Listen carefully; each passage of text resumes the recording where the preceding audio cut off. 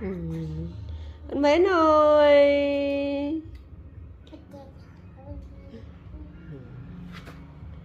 Chị con cò.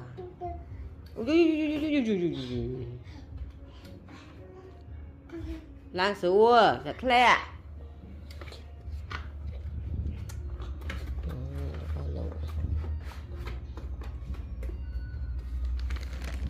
Mến ơi.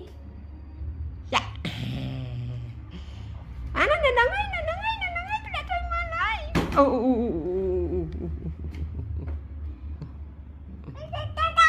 Chẳng ngó, lại là bạch ba đó. Cho mẹ bên đẹp ơi con cho nè. Con ơi nghiêm tứ, bạch ba tôi mai lỡ ấy mà thôi chỉ lượm chẳng tiết. Ơi. Lẹ. Lục ơi. Bạch ba đó. Đừng bạch ba đấy. Ôn đừng bạch ba đấy. Đó, bạch ba. Ui ôi Lục ơi. Chẳng mỏng.